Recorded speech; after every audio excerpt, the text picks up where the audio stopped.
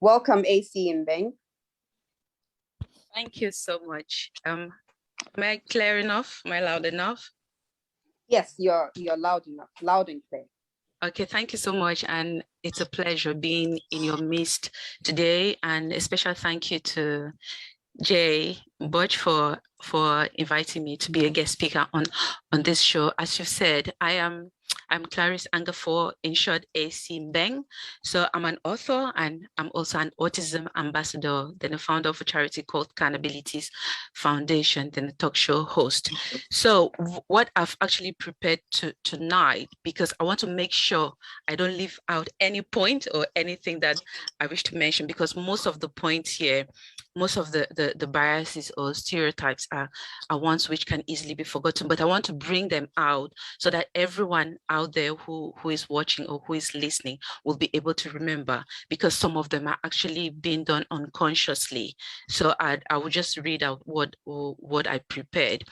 So during this International Women's Day with the theme break the bias, I have chosen to challenge and I also try to break some of the autism biases, stereotypes, and judgments that exist or that we notice or have as parents of special needs children.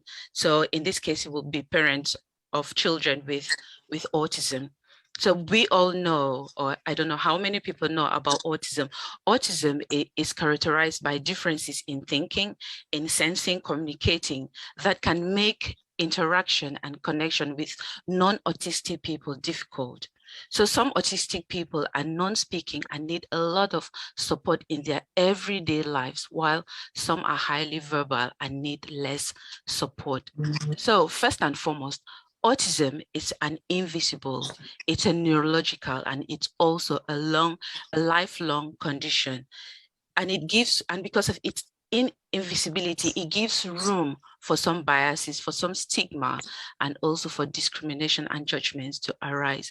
Maybe from those around us, or even from us as parents of individuals with autism. So I speak here as a parent of a 16-year-old who is autistic. He's nonverbal, and then he's got other forms of disability. So over the years, I've had a lot of biases, a lot of stigma, a lot of judgments, and even discriminations. And I also realized that there are some unconscious biases within myself. So for example, as autism moms or parents, we unconsciously think or believe that just because we are having it very difficult, like 3 times or 4 times difficult raising a child with autism, so any other parent, especially parents without autistic children, any other parent should not have a difficult time with their own child who is non-autistic. Some years ago, another parent actually was advising me. This lady, she's got she had 4 children under the age of 9. So that can be quite challenging as well, because you need a lot of time to take care of them. So she was advising me to take my child to an institution, because according to her, she thought I was having a difficult time. She thought I was struggling. So then I wasn't happy with that statement. I got really angry and frustrated. So I asked her, so you think you having a child or having 4 children under the age of 9 makes it easier for you? Because the same struggles you have with trying to sort out childcare are the same struggles that I'll have trying to sort out childcare. So in this situation, we automatically assume that because someone has a child with a disability, has it harder. And then on the other side, as an autism parent, we also automatically assume that it should be easier for them who do not have any child with a disability. However, having and raising a child with autism can be challenging and also life-changing. So as a parent, we do everything under our control to make sure our children receive the best possible treatment out there. We do everything to ensure that they develop and they grow properly, and also make sure that they have the right access to education, especially those who require special needs education and the services that they need, because most of the times there's a struggle in having the right services for your children. So all of these that we go through as parents raising children with autism, it requires a lot of time, it requires a lot of patience and also sacrifice. And as a result, we may become too protective and even too sensitive to almost everything and anything, and in such a way that dealing with these biases, these stigmas, or these stereotypes and judgments, they become more difficult when you are struggling to take care of your child and to find all the services. And then there's an additional person trying to add his or her own issues on top of what you already have. So you're already living almost living a life on the edge or almost on the fast lane. So you don't actually have time for any other thing or for any other person. So sometimes when this happens, us as parents of autistic children, or as people who know us, sometimes they end up not knowing what to say or what to do. Some of them actually get confused. And in this case, these are some of the situations where people do not really know how to support you because they do not know how you react. So having experienced some of these biases and judgments and stigmatization in the past, I reached a point where I couldn't handle it anymore. I realized that I was getting angry all the time. I was getting frustrated. And I also discovered that I was getting unnecessary enemies, enemies around. And then and I became sensitive, like I mentioned earlier, to everything. So individuals will say some of the biases that they'll say about autism. They'll say individuals who wouldn't, there were individuals who wouldn't want to associate with my family, which are some of the things that made me really frustrated. There were people actually called me, I'm becoming too sensitive. They also said, others also thought autism was contagious, or just someone's reaction. Like if my son is approaching someone, then they kind of run away, or other children run away as if he's going to hurt him. Then the constant looks, the constant stares, whispers, or even giggles behind my back when my child is having a difficult time. And then also being told I wasn't being involved. This one came up quite a lot.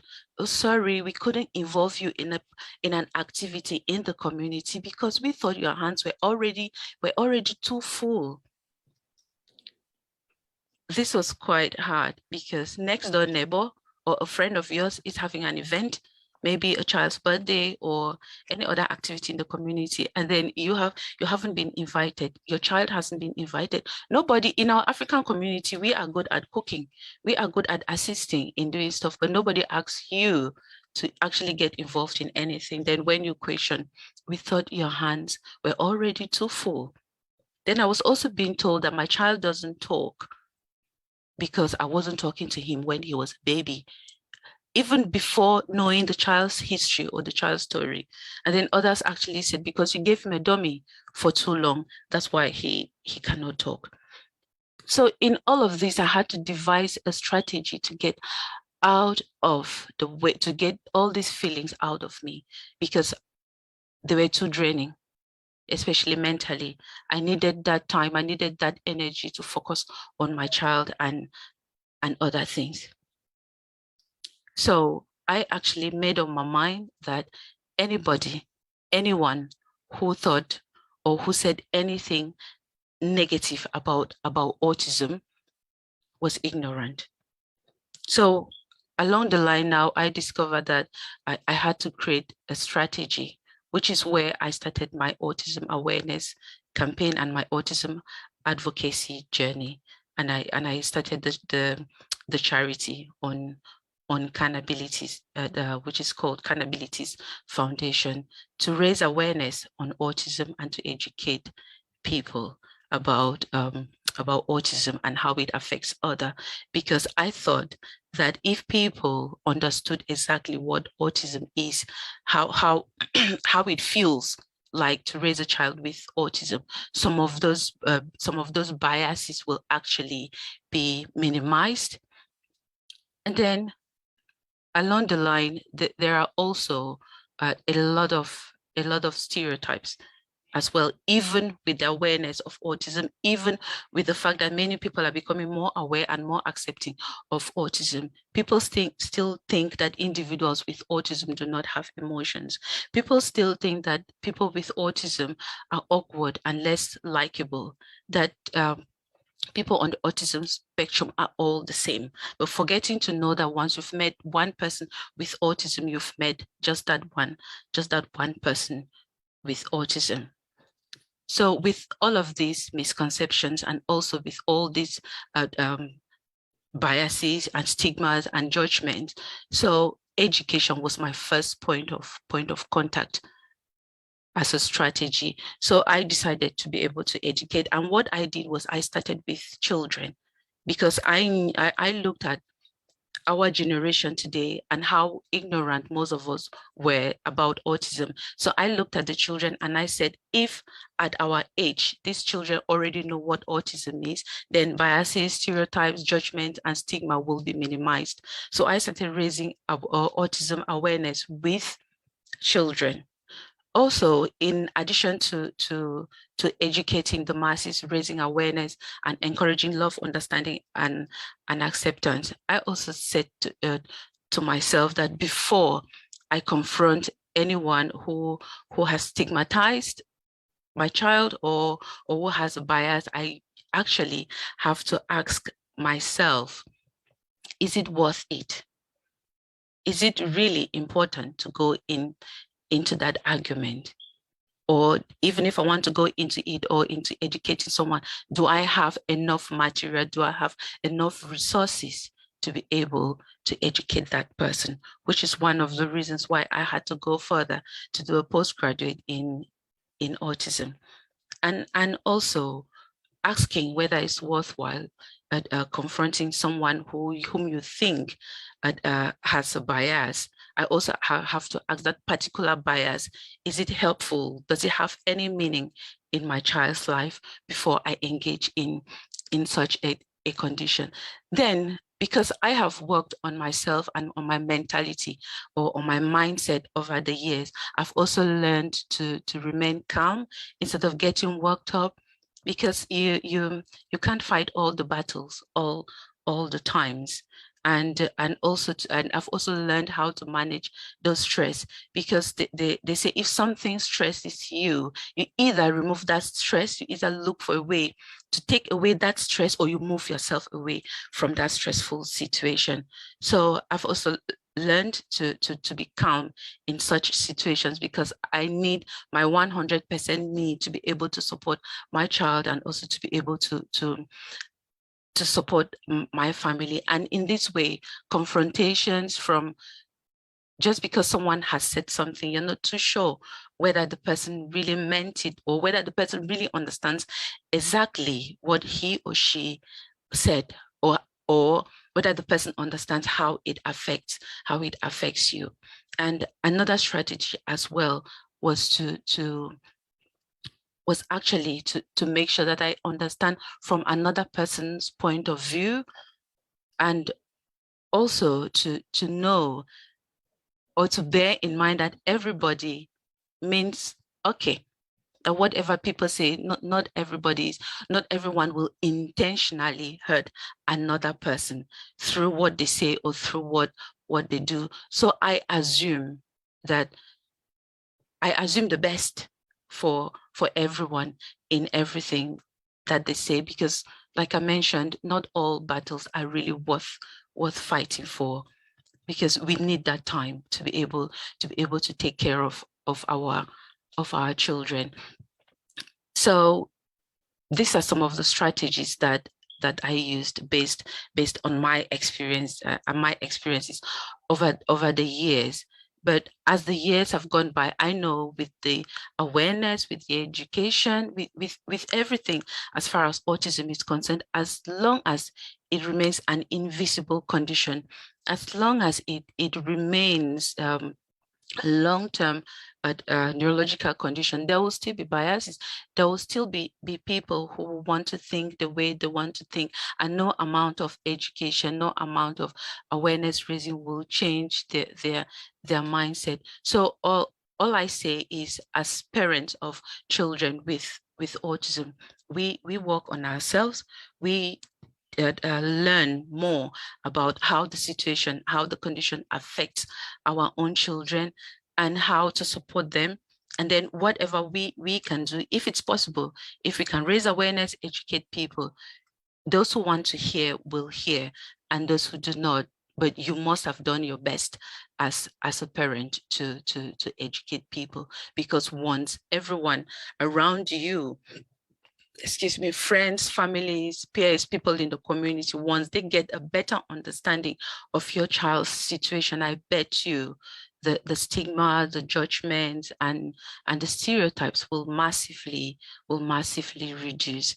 So I would like to end this by saying that instead of people targeting autistic behaviors which bring about these biases, stereotypes, and judgments, that place a burden on social exclusion, because the amount of bias, stereotypes, and judgment actually plays a lot of bias on autistic individuals and their families. What we have to do is we should really be challenging the attitudes that lead others to stigmatize autistic behaviors. So I will end today, and I would just like to say, whatever biases you think you watching, you listening, you've had in the past, as far as autistic individuals and families are concerned, just think about them. And as parents as well, we also have our own unconscious biases. Sometimes we automatically feel that because my child has a disability, because my child is autistic, so they didn't involve me in that activity because our family is like this. So those are some of our own misconceptions that we have about other people. So we tend to quickly draw conclusions that you did not do this, or this person did not do this because of this situation. It may not be like that. So what I do, I stand here today and I'm challenging to break these biases, these stereotypes, and these stigmas, because they really isolate families. They really discriminate families, and it may actually lead to long-term mental health issues, not only for the individuals, but for the parents as well. So thank you so much for the opportunity.